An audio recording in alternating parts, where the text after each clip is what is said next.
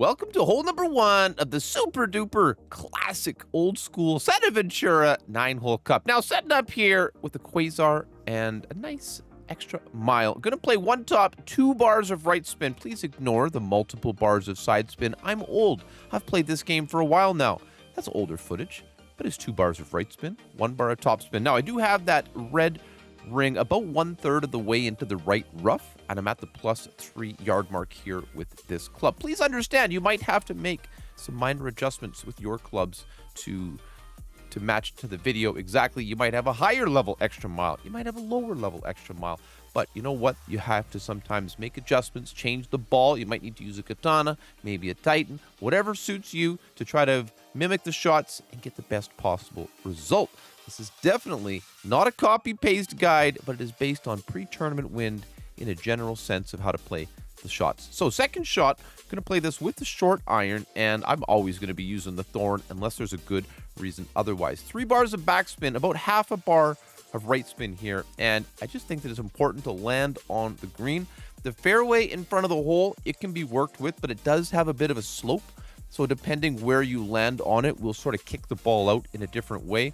The fringe can work, but it's not super flat, and the green isn't either perfect. But with 10% mid here, seems to be a very consistent old school eagle to start this tournament. Guys, this should be lots of fun. Check the webpage, erelicgaming.com. I'll be posting notes based on the video. Hole number 2, this one is like one of the most straightforward shots in the game. I'm going to give 4 bars of backspin, 0.5 bars of left spin here, and basically just line it up and aim for the cup. Now, I don't love that I'm landing on the edge of the green and the fringe here, so I think it would actually be nicer if you could try to set the shot up with like 4.5 bars of backspin so that you could just be a tiny bit closer and landing flat on the green. That's the one way that I would critique this shot, to perhaps make it slightly more consistent and repeatable.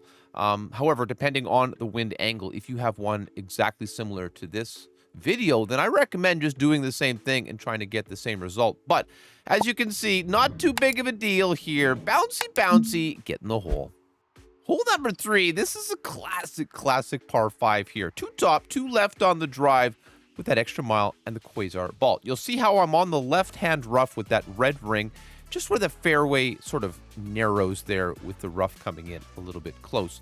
10% max on the drive here, and I'm going to use about circle break over power, a little tiny bit more maybe, and about middle wall left curl. We're not really going for massive distance or on the drive here, just a nice controlled landing position. You could certainly use a quarterback or a rock here for precise placement, but ultimately we're trying to play into a little funnel here, which is particularly popular from players in the pro and expert master division. So as you can see here, setting up with about 4 bars of back, 1 bar of left spin, and watch the ball guide here as I move it back and forth near the pin.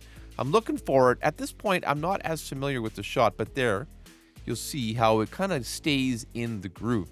As a baseline, I try to play to the middle of the funnel, but it just depends. So 0% here on the adjustment. Now, I think it should have been closer to 10% in this example, but 0% is a good baseline for this shot. As you can see, it is a little bit uphill. Perfect ball, and this one we do just slightly fail to find the groove, but you'll see here this one is going to be dropped by so many players. Hole number 4. Now, I'm playing a kingmaker here because this hole can be incredibly difficult, and we're playing into a slight headwind in this example, and we're trying to cut down the wind. About 0.5 back, 1.5 bars of right spin, and you'll notice that I have that yellow ring clipping up into the rough.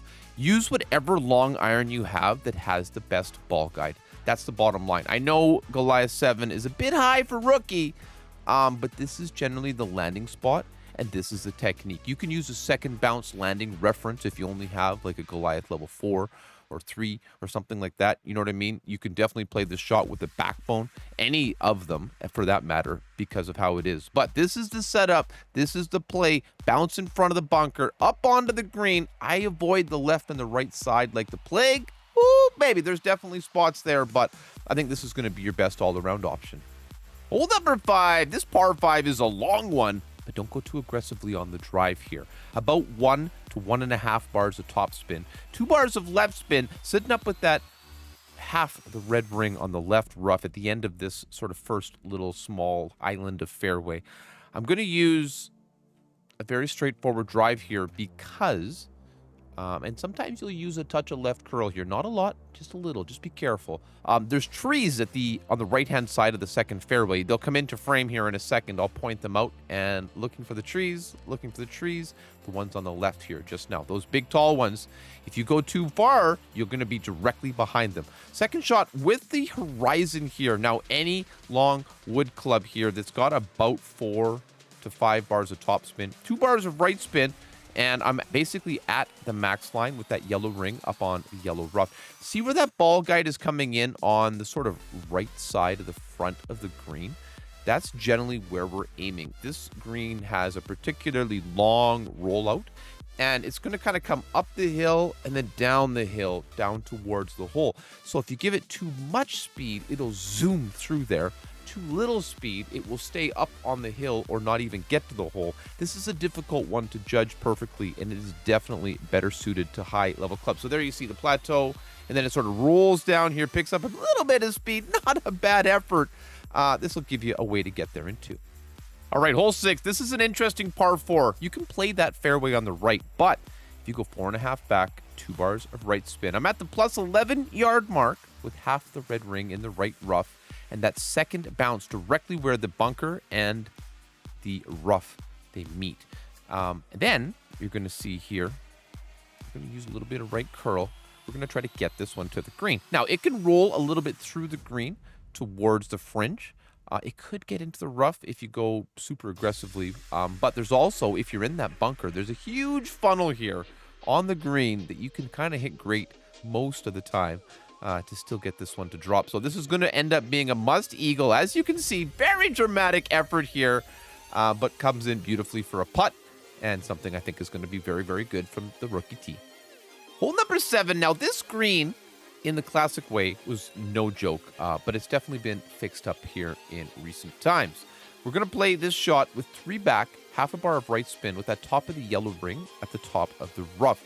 You might need to respin a bit of offset here in a strong crosswind or a strong tailwind, but even with the marlin here, which we need to not be at min distance of the club, this is going to be a very, very good opportunity to get a drop. But it's a finicky shot, like all of them.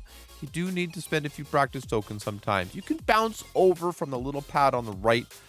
You could play a funny little shot to the left here, but I think this is the play. This is the way to get the boom. I want you to get that banner, baby. Hole number 8. Now, this is interesting for a par 4. It's quite long and can be a little bit complicated. At the plus 1 yard mark, I've got that yellow ring on the right rough. I'm going to play 1 bar of backspin here and about 1.5 bars of right spin. I'm trying to get the ball to the end of this skinny little fairway without going over. Now, you certainly might need to use a little bit of right curl here, inner wall, mid wall. It just depends on the wind that we're playing into. It can roll off the left of this fairway. It can roll off the right. It's difficult on this shot. So spend a good amount of time making sure that you've got the right play here for you, your clubs, and your balls. And this should put us in a good position here at the end of this fairway for the second shot. Now, I always play this shot with the backbone, but you can play again with the Goliath or whatever long iron you like. 3 bars of backspin, and I'm going to have that second bounce in the middle of the fringe. So you'll see here, I'm going to pull it back a little bit. The top of that red ring, depending on the level of your backbone, should be fairly close to the top of the fairway. And you see, I'm just checking. We're kind of, not at max, blah, blah, blah. Mid, good to go. I know this shot these days quite a bit, so there we go, getting the app set. Notice that second bounce just up close there.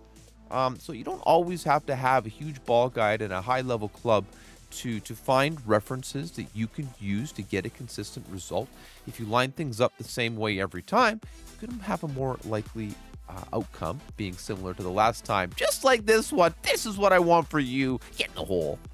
Hole number 9. This one will separate the men from the boys. We're going to play here 2 back, 2 left. I'm going to be at the plus 10 yard mark with the bottom of the right side of the red ring there, about halfway into the rough. And notice where the ball guideline is, running just to the left of the little kidney-shaped bunker there. It's an interesting setup, but this is a good way from the front tee to get this one in play. 10% max on the pole, which I have to push here into the trees. And we're going to use a boat circle break plus a couple of clicks of overpower and 3/4 of a ball, which I think is max level with this club of left curl. Lots to do here. Keep in mind all the details, but you want to get to the end of that fairway on the left so that we've just got a shot to get this one to the green. It is droppable in rare circumstances, but please play for the eagle, play for the middle of the green. Do not get too spicy here. 3 back, half a bar of right spin, and I'm going to adjust this shot at -10% max. The only person I've ever seen drop this with a big dog was Hammer and Hank Morris from On the Screws Golf. Check him out. He hasn't played in a while, but he's a fantastic creator nonetheless. So make the adjustment here. And guys, I'm really looking forward to this course. Make sure to really focus on getting those drops on the early holes because it tends to kind of ramp up in difficulty this tournament. This par 5 is crazy. Albies, I mean, maybe somewhere. Master, probably. But from the rookie tee, just get this one safely there. Woohoo, baby. And anything can happen. Good luck out there. Thank you for watching, and we'll see you next time.